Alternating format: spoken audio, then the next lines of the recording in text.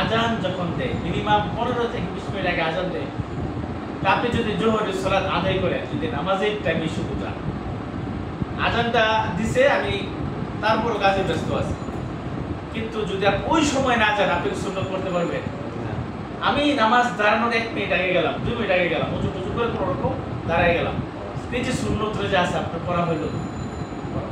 সালাতের যে একটা প্রস্তুতি, আজান দেওয়ার সাথে সাথে আপনি নিজেকে প্রস্তুতি নিয়ে একটু ওযু করে ঠান্ডা মাথায় মসজিদে গেলে আপনি ফজরের 2 রাকাত সুন্নত আছে না, দেন নামাজের টাইমে যদি আমি যাই সময় মতো, সময় থেকে কয়টা সালাত দাঁড়াবে, তাহলে আপনার সুন্নত ছুটে যাবে না?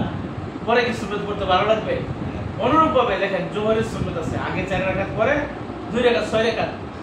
মাগরিবের সুন্নত আছে পরে 2 রাকাত, মাগরিবের আগে আজান দেওয়ার পরেও আল্লাহ 2 রাকাত সালাত আদায় করতে সাহাবারা আদায়। এই জন্য যখনই আজান দিবে, আজানের সাথে সাথে যদি আমরা প্রস্তুতি নিয়ে মসজিদে চলে যাই, তাহলে আমরা সুন্নতগুলো আদায় করতে পারবো। সুন্নতের একটা গুরুত্ব আছে।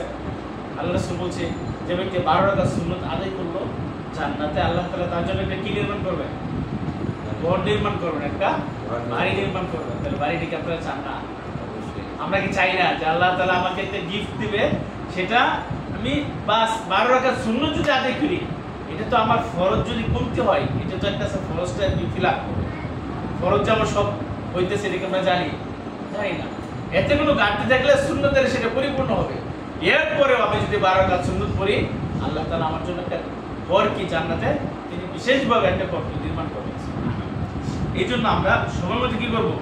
মসজিদে যাওয়ার জন্য সকল কাজ যেন আমরা কি, আমি নিজে সহ সকল কাজ যখন আজান দিবে সকল ব্যস্ততা বাদ দিয়ে যেন আমরা কি করি? মসজিদে যেন আমরা মসজিদে বা